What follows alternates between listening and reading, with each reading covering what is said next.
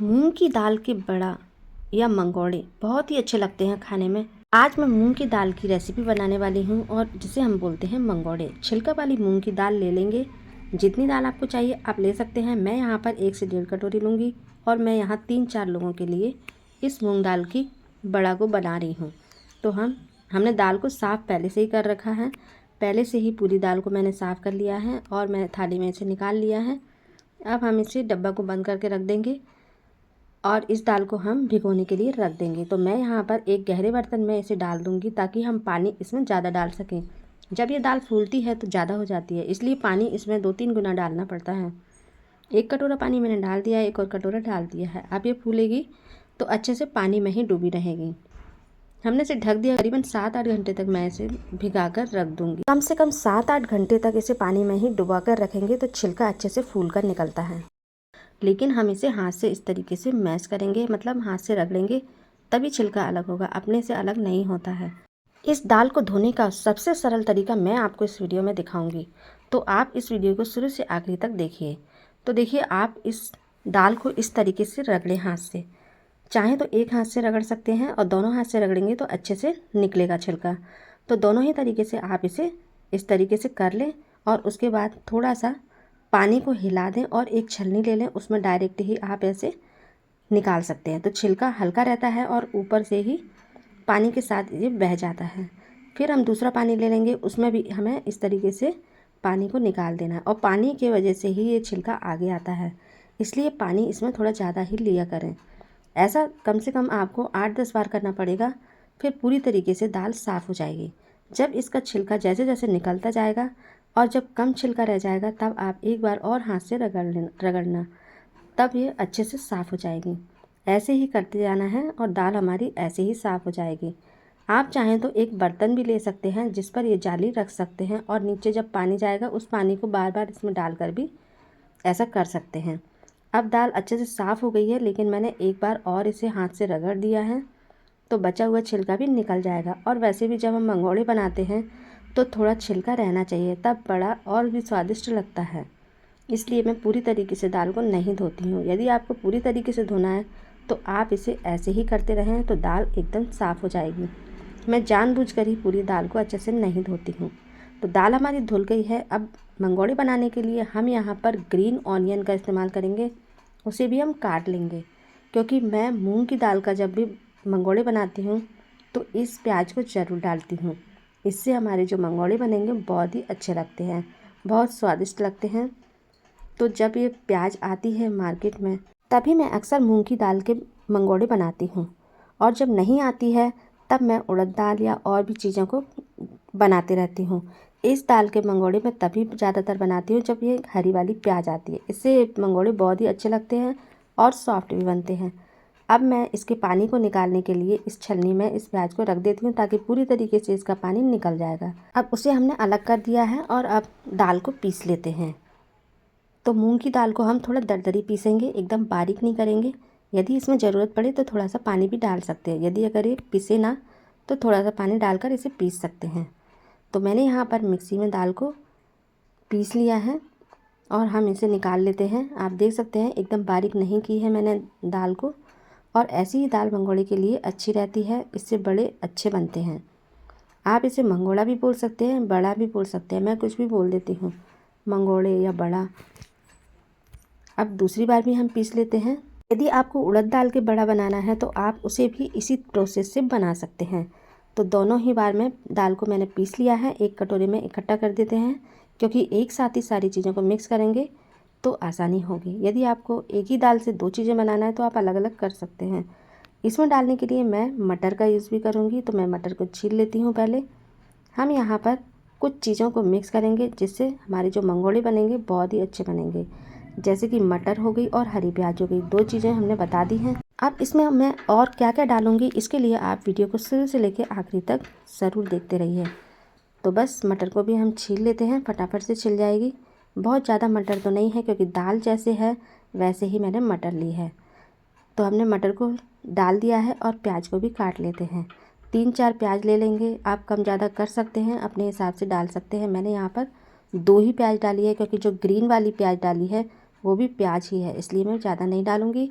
और 3-4 मैंने हरी मिर्ची डाली है, क्योंकि हम यहाँ पर लाल मिर्ची का भी यूज़ करेंगे, इसलिए कम ही डाली है।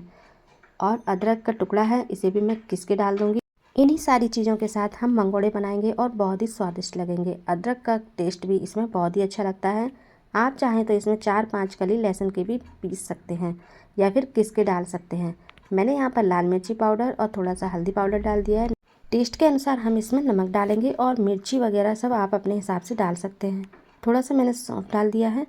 थोड़ा सा डालेंगे काली मिर्ची और हरी वाली जो प्याज है हमने काट के रखी थी उसे भी हम डाल देंगे। इतनी ही चीज़ों के साथ हम मंगोड़े बनाएंगे और हम इसे अब मिक्स कर देते हैं। आप चाहें तो हाथ से भी कर सकते हैं, मैं अभी चम्मच से कर रही हूँ, उसके बाद मैं हाथ से ही करूँगी क्योंकि हाथ से अच्छे से मिक्स होता है। लेकिन चम्मच इसमें बिगड़ी हुई थी तो मैंने सोचा कि पहले इसे चम्मच से ही मिक्स कर लेती हूँ। तो थोड़ी देर में चम्मच से मिक्स कर दूँगी, फिर उसके बाद हाथ से करूँगी, क्योंकि नमक कहीं कहीं इधर उधर हो सकता है, कभी ज़्यादा कभी कम, इसलिए हाथ से अच्छे से मिक्स हो जाएगा। क्योंकि हमें हाथ से ही मंगोड़े बनाना है तो हाथ तो बिगड़ेगा ही। अच्छे से मिक्स करने के बाद हमने तेल गरम करने रख दिया है। तेल भी गरम हो रहा है, जब तक मैं इसे मिक्स कर देती हूँ और सीधे हम चलते हैं अब मंगोड़े बनाने। तो अब आप देख सकते हैं कि मैं कैसे बना रही हूँ। ऐसे ही हल्के हाथों से बनाना है और धीरे से तेल में डालना है। मीडियम फ्लेम रखना है क्योंकि अंदर तक मंगोड़े को सेकना है। एकदम तेज पर सेकेंगे तो ऊपर ऊपर सिक जाएगा, अंदर कच्चा रह सकता है, इसलिए अच्छे से सेकें। और ऐसे ही इस छोटी सी कढ़ाई में कम से कम 8-10 मंगोड़े ही आ पाएंगे, इससे ज़्यादा नहीं आएंगे, क्योंकि कढ़ाई छोटी है। लेकिन इस कढ़ाई में ये सब चीज़ें बहुत अच्छे से बनती है, इसलिए मैं ज़्यादातर इस कढ़ाई को पूड़ी बड़ा मंगोड़ा बनाने के लिए यूज़ करती हूँ। ये लोहे की कढ़ाई है और गर्म भी बहुत जल्दी होती है। तो ऐसे ही हमें मंगोड़े सेकते जाना है। अब आप देख सकते हैं कि छोटी सी कढ़ाई में इतने मंगोड़े आ गए हैं, क्योंकि तेल इसमें ज़्यादा डला हुआ है। और जैसे ही इसमें कलर आना शुरू होगा हम इसे पलटेंगे, धीरे धीरे पलटेंगे। और जहाँ जहाँ सूखा है वहाँ पर मैंने तेल लगा दिया है, इसमें ऊपर से झारा से ही इसके ऊपर लगा देना है, ताकि जब हम पलटेंगे तो जब वो ऊपर से गीला रहता है तो कढ़ाई के साथ चिपक जाता है, इसलिए वो भी सिक जाएगा तो अच्छे से पलट में आ जाएगा। तो आप देख सकते हैं कि बहुत ही अच्छा सा इसमें कलर आ रहा है और हमने इन्हें पलट भी दिया है। अब थोड़ी देर सिकने देंगे, उसके बाद फिर से पलट देंगे। तो ऐसे ही हमें इसे सेकते जाना है। डार्क कलर आ जाएगा जब, मतलब हल्का ब्राउन हो जाएगा, तब तक हम इसे सेकेंगे। वैसा ही कलर अच्छा लगता है, थोड़े से क्रंची टाइप का हो जाए तब तक हम इसे सेकेंगे। तो ऐसे ही पलटते हुए सेकते रहेंगे और कलर इसमें धीरे धीरे आ रहा है। चाय के साथ या चटनी के साथ आप इस मंगोड़े को ज़रूर खाइए, बहुत ही बढ़िया लगते हैं। किसी भी त्यौहार में या फिर छोटी छोटी पार्टी रहती है तब भी आप इसे बनाकर खा सकते हैं, मेहमानों को खिला सकते हैं और बच्चों को भी ये बहुत पसंद रहते हैं। बस आप मिर्ची को कम ज़्यादा कर सकते हैं, यदि बच्चे कम खाते हैं तो आप कम डालें। और हमारे ये मंगोड़े तल गए हैं तो हम इसे एक प्लेट में निकाल लेते हैं और ऐसे ही हमें सारे मंगोड़े को सेकना है। अगर आपको इनका साइज़ छोटा बड़ा करना है तो आप छोटे भी बना सकते हैं और इससे बड़े भी बना सकते हैं। मैंने यहाँ पर मीडियम साइज़ में बनाए हैं, क्योंकि मैं अक्सर ऐसे ही बनाती हूँ, बहुत छोटा भी नहीं बनाती हूँ और बहुत ज़्यादा बड़ा भी नहीं बनाती हूँ।